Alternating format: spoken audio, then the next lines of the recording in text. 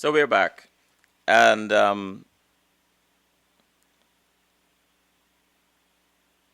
let's go to the chat room and read some of the questions from there. So Ash asked, "How receptive are the youths you have been introducing to TIC? To what your goal is?" How receptive have the youth been? So, messaging is very important in Mm-hmm. what we do. Intentionality is also very important in Truth and Chaos. And they have been very, I believe they have been very receptive. I don't know, we have to have conversations with them. And we've interviewed a couple of them that said that the programming and the curriculum has improved some of their thinking and their perspectives on life, and also how to have respect for themselves and also demand respect from others. And yeah, I think that throughout everything we do, it's a blessing that I am the age that I am, because I'm able to say, how would I have liked to receive this information 5 years ago, Mm-hmm. or 10 years ago? When I was 14, how would I have liked to receive this? And also I look younger, and so that helps a lot as well as when we try to put in mentoring partnerships for the mentors and the mentees. None of our mentors are over 26 years old, to have that direct bond, so they are able to receive that information more effectively, I believe, from someone who is younger than them, but also wiser, and someone who they can look up to as well. Mm-hmm. Ash asked, "You should check out Christine Kane's books. She has spent years in ministry Yeah. working to rescue girls and women imprisoned in the sex trade in the Eastern Bloc nations." Yeah, she has a powerful ministry. And She Patrick, does. sorry, and Patrick said, "Good evening to you and your beautiful guest." And Thank and you. Ash said, "Will you seek out strategic partnerships to help with funding for TIC?" Yes, great question, Ash. We are seeking out strategic partnerships with companies that are doing similar missions like us, but also companies like political partners and media partners for Truth and Chaos TV, especially. Mm-hmm. We receive a lot of hesitation when it comes to partnering with media organizations, because it makes sense. They are controlled a lot by higher sources, and so we're talking about not playing certain songs or not including certain messages, whether it be on TV, Turner Broadcasting, or with local radio stations. And so or Coca-Cola, if they have certain partnerships, and our message limits with that.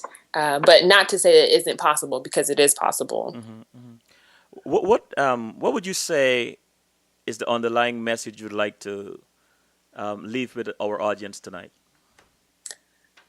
I would say that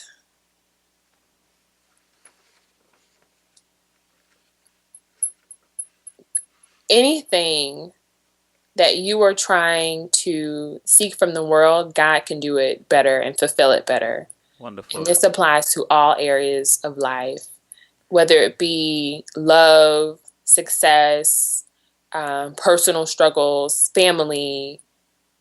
Just seek God for it all. And that sounds like such, a thing that we hear all the time, like just pray, go to church, seek God. But it actually works, because He's the one that created us. He knows us, and He has a path that He has for us, for every single one of us.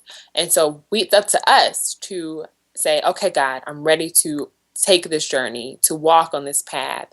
And that is when I feel the magic starts to happen. I'm not saying it's going to be a straight road. It's going to be bumpy. It's going to be hills and valleys and, mountains to climb. Uh-huh. But you're going to be, such a beautiful person, a great product that the world needs to interact with, because you're going to have such a message after those hills and valleys and mountains that it's going to change lives.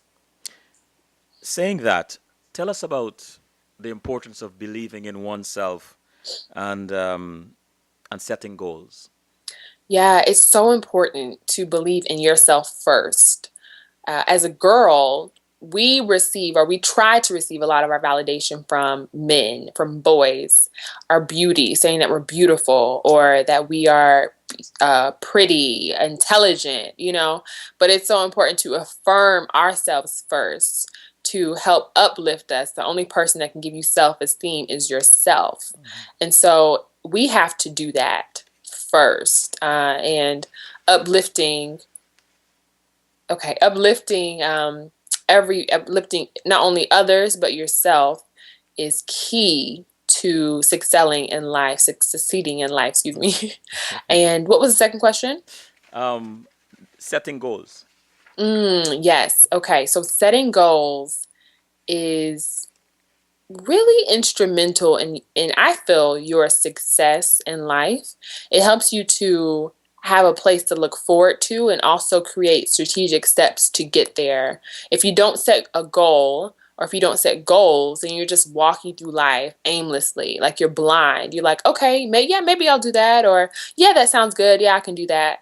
But if you have a goal that you know you want to reach, that you're not going to let anyone or anything deter you, then you will have your eyes set on that prize, on that goal, especially if it's something that God has called you to do. Because a goal, it could be something that's something that we want, you know, a selfish desire. But if it's something that God has called you to do, a goal that is in line with His mission for you, then it can just transform your life because walking along that path to that goal is going to be so rewarding. You know, you mentioned that, and you know, there's an individual that has left one of the greatest impacts on the world, and he was the son of a carpenter, and who lived to help people. He spoke about this philosophy by stating that you should love thy neighbor as you love thyself. And since you have this passion about helping others, how does that resonate with you? It's huge. It's really a lot of what I do. Strangers, like in the grocery store, if I see someone that is looking not encouraged, or if they look sad, or the other day I was just with a at the mall, Hmm. and I saw a guy who was parking cars, and it seemed like the only reason he was doing the job was to look at women. I mean, not just glance, but just like hawk at women. And so I was able to have a conversation with him about what really motivates him in life. What are his goals? What are his aspirations? And how does he think his actions are affecting him? And I think a lot of what I seek to do, but it's not purposefully, is evangelism Hmm. and just praying with people who are hurting really inside but don't know it, and it's coming out in different ways. Um, and a lot of low self-esteem and insecurities and things like that. So I think I really love to help people in different ways, whether it be through mentorship, through what was instilled in me, or through evangelism, or just empowering. You know, when you say that, I think how every day the headlines scream with man's inhumanity to man and to others. And the cold, harsh reality is that many are predisposed to be cruel. Yet, in spite of that, there are many of us who are predisposed to helping others, reaching out and being kind to others, as though there's something that compels us to be kind. And when I hear you talk like that, I think of that percentage of us that feel compelled to reach out and help. So keep up the good works. Keep on doing that. Thank Um, you. Praise what God. yeah. What are your thoughts on the premise that the best way to motivate others to help us is to help them first? Mm. The best way to help others is to help themselves No, the first. best way to motivate others to help us is to help them first. It's like give that you might be given or something like that. Yeah. Um, I think that it's important to give back to the community, Mm-hmm. to help groups of people so that they realize that they can go somewhere in life, that they can progress, and to shine a light in communities, and also for self improvement as well. So when you do interact with certain groups of people, that you can be a light, and always encourage others to improve themselves. Um, Female heroes, do you have any? Yeah, I think that there would have to be the two that I spoke of earlier. So Malala, Mm-hmm. she's definitely a female hero of mine, and Gabrielle, and just women that definitely are speaking truth and not afraid to speak truth. Which was I really seek to do this, and this is a huge goal, just to have a platform to say, I don't care what media says that I should do Uh-huh. or that I should look like, but this is what I'm going to do. This is what I was created to do. So Lupita as well. She's a huge role model for me, people that I look up to and that just aren't afraid of what people are going to say. And she speaks a breath of fresh air. You know, Mm-hmm. she's a breath of fresh air right now for not only me but other women and girls. What is one thing about you most people do not know that might surprise them? You Hmm. mentioned one earlier, I believe, and that was the shyness. But something in that realm, something about you that nothing to like that might be embarrassing or something, but something you Oh, think I think that a lot of people don't know that I played the violin for r- 12 years, really. 13 years. I wish Yeah. I knew that before the show. I would have asked you to give us a rendition of something. Well, it's been a while. I haven't played since college. uh, So it's something I definitely want to pick back up because it's a huge part of me. But that goes back to how I was younger and we were everywhere. We were doing everything. So I started playing the violin, and yeah, I loved it. what do you miss most about college? The freedom. Freedom. The freedom. There's a lot of freedom in college. and You and can. and sorry, you were going to say something else. Oh, no, go ahead. And what do you enjoy most about what you do? Mm. So yeah, the freedom and having the ability to say, I'm going to take a nap now and I'm not going to wake up for 4 hours, and then I can still have free time, and then I'll study, and then I'll go to class, and then so there was a lot of flexibility, and also getting to know different groups of people and learning about myself, because I really discovered a lot of who I was in college. And I love most about what I'm doing right now is a lot of it, I would say, is a freedom as well. Uh-huh. And that I am able to create my own schedule. Although it's very, it's not a 9 to 5, it's like a 8 to 10 sort of job.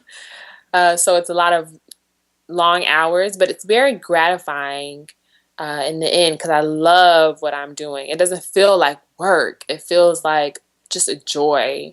And I'm excited to write curriculums. I'm excited to speak in front of classes. I'm excited to learn how to create a more impactful way to reach middle school students. Mhm. Let me go to the chat room for a second. Okay. Ash said, media is also governed by separation of church and state. Sandra said, brilliant and positive young lady. Mhm. Ash said, Yeah. you have only just begun, Keilah. I pray Oh, many blessings on you as you grow and your passion impact generations to come.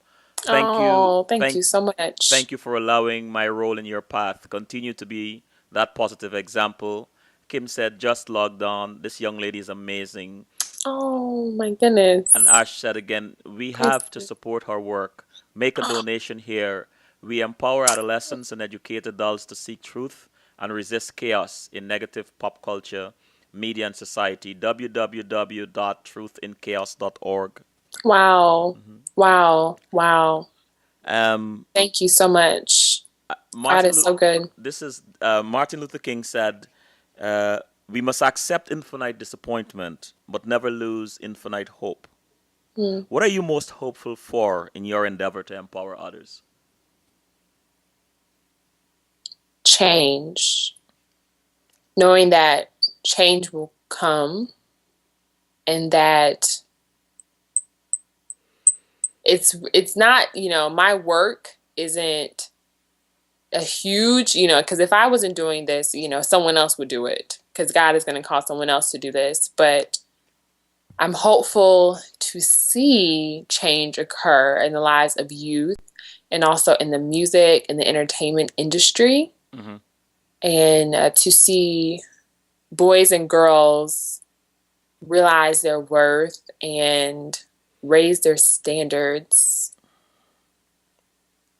What kind of music calms you down? Calms me down. It depends on what type of day that I've had.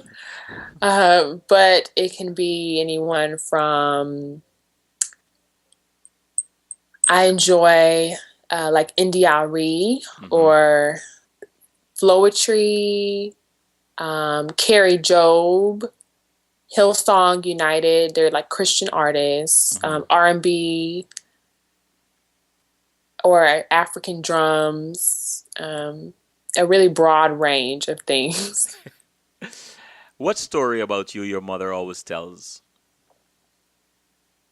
Mm, that's a hard question. Oh yeah. Hmm. Mm, I don't know. Okay. I think when she gets in the situation when she can tell a story about someone, Uh-huh. she's really specific. She does not choose favorites. Hmm. So I don't even know. I'm sure that there is a story, but I'm not sure of what it would be. You're not privy to it, huh? Um, what is it about the work you do that feeds your spirit? Hmm. Knowing that I have the power to help a girl realize that she is beautiful, that she does not have to send a picture to a guy to know that a guy does not have to fight or start a fight to prove his manhood, um, and continuing to do that, because there are days where I'm just like, oh, I'm so tired, and there's so much work to get done, but how am I going to do it? And knowing that, or seeing just things online, feeds that I follow that remind me of so much work that needs to be done, Hmm. helps to encourage me and really feeds my spirit to continue. Do you have days off? No, I don't think so. Sunday afternoons, Sunday Sundays after afternoons. church. I'm glad you mentioned that. What do you look forward? Well, let me ask it this way. Finish the sentence. I look forward to Sunday evenings to Recharge. reach. I like that. When are you most happy?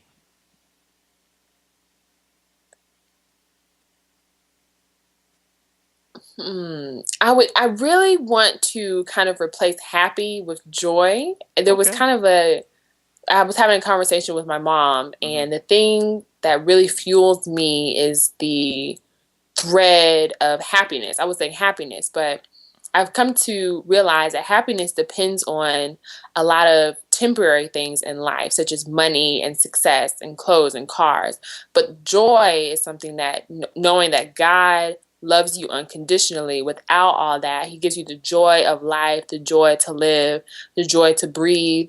And so I would say what gives me joy is knowing that even like through the storms, that I am a child of God, that I am created for a purpose, and like just having those little moments where I'm like, oh my gosh, this is crazy. Like, look where I was a year ago and look where I am now.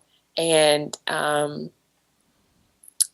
reaching a level that I'm like, oh, this is great. Because, other people's, um, when they're like, congratulations, this is awesome. I'm like, okay, yeah, but there's still a lot of work to do. So when I reach my kind of high bar, then that's a huge moment of joy for me as well. You you are so brilliant, and you are indeed a student of journalism. I can tell.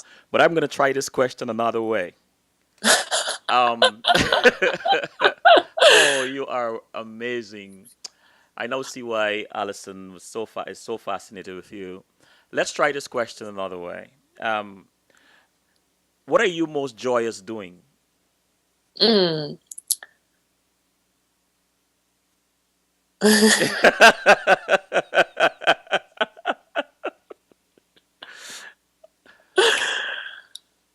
I think I absolutely love to be around great people with Uh-huh. great energy that are genuine and that can bring the best out of me, and that I can just like, be myself around. And so having company, no matter what we are doing, but we're just having a great time. We could be just in a room, Uh-huh. but being surrounded around people who I know supporting what I'm doing in my life, and then I'm supporting theirs as well. And like, just loving on each other and encouraging each other.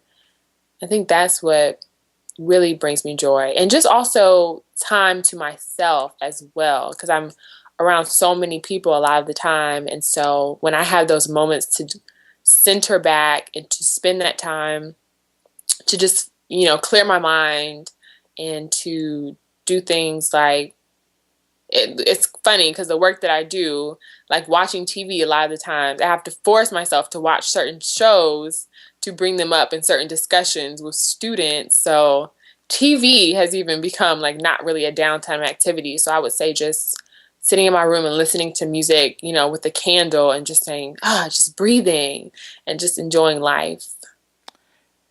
Um, I am tempted to do this because I am so impressed with what you are doing. I am so impressed with who you are evolving into, who you have become. And so I'm going to give you a scenario. Okay. So I am, and God forbid, I am a teenager. I'm in an audience. Keilah, please do not laugh at me. I'm in the audience among my peers, and we've just had a fight. You Mm-hmm. know, I fought with someone who told me that I'm not. The idea that I have is stupid. I'm not smart enough to pursue this idea or to make it to realize this idea. Someone else said to a young lady that she's too dark, and so she should sit down. And so you're standing there waiting for us to quiet down so we can listen to you. And now we are quiet, and you started to tell us about what we should do or how we should be. Give us a few sentences in your opening remarks. Is that a question, Yes, it Selma? is a question, Keilah. You need some time? Oh, wow. I love that. That's an awesome question, though. That's really awesome. I would start out by saying I had a speech in mind, but hearing what's going on in the audience today with you and everyone, I'm seeing that I'm going to have to change gears. Mm. When I was in your shoes, Mm-hmm. I dealt with a lot of these same issues. I saw and witnessed a lot of the bullying, the teasing, the low self esteem, the insecurities that are really at the hearts of what you guys are experiencing. Hmm.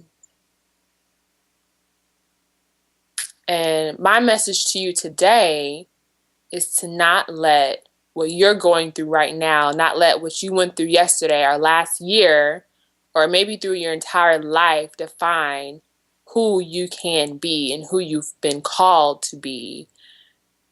So important to walk in your purpose and not allow anyone to deter that path that has been set for you. Um, and speaking on like bullying and how it's like the cool and popular thing to do, but how does that make you feel when you beat up someone else? Why? What is driving you to do that? Put yourself in that person's shoes and imagine how they're feeling. And also, a lot of students have a lot of time, I wouldn't say this, but a lot of students have a lot of trouble differentiating reality from what is real. Mhm. So we can say, oh, I see that on TV. That's not real. But in middle school, they associate that with being real. So I would say, just bring up the statistics, the real statistics about bullying and cyberbullying and how students have committed suicide due to those acts of violence, and how it's important to know that you have the power to either hurt or help someone with your words, to affirm or to put down someone, and what is going to be your choice every time you open up your mouth. What is going to be your choice when you have the opportunity to either take someone's words and let that affect your soul, or to say, you know what, I know I'm better than that. I know I'm prettier than that. I know I'm beautiful. And to not let that affect who you are and how you think about yourself, Thank, what you think about yourself. thank you. Thank you, Keila. I was sitting here enthralled, listening to you navigate the various sentences to make your point. And I am moved. You know, your authenticity comes through. It's as Mm-hmm. straight as an arrow. And I sat here and watched you shot that arrow in the midst of this chaos. That arrow of truth in the midst of this chaos that I gave you as the example. And I want to say to you that I'm a believer. Mm-hmm. I am convinced that you are going to do great things. Wow. I think you are magnificent. I believe that the the name of your nonprofit organization could not have been a better name, Truth in Chaos. It is Hmm. a metaphor for so many things. I'm a lover of words and phrases, so I can have a field day with that. But not tonight. Tonight, it's about you and this conversation. And before I ask the last question, which I ask all my guests, I want to go to the chat room. Ash Okay. said,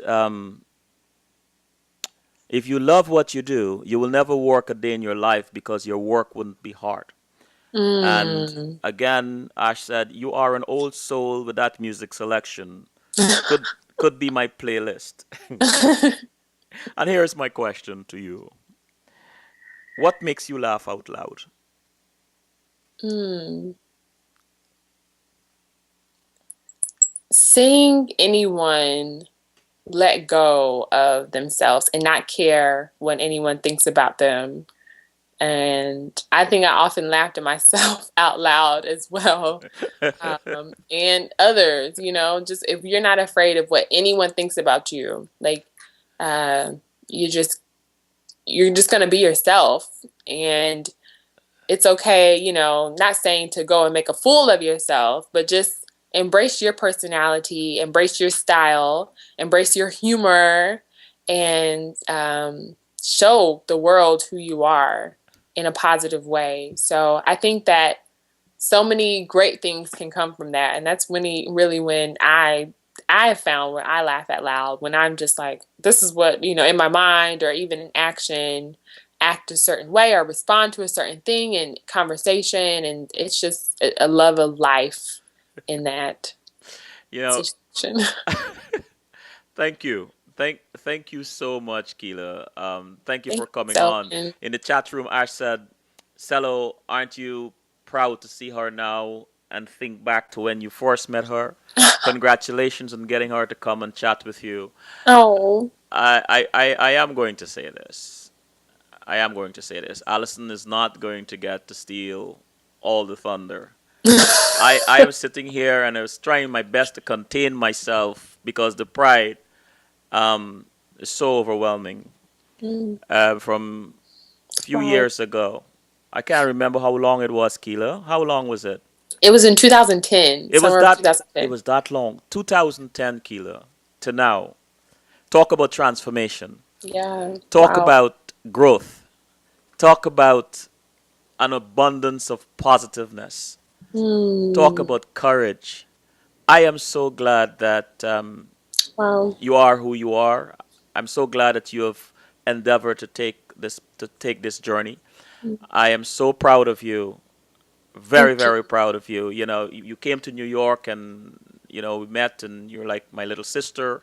And I am so very, very proud of you, Keelan. And thanks for coming on CWS. You're Thank you for having me, Selwyn. you're Thank welcome. you. I will be inviting you back because Alice and I will be keeping tabs on you. So I will be inviting you back to give us some updates at some point. Okay? Okay. I would love that. So good night and God bless, Keela. Thank you, Selwyn. God bless. Thank you.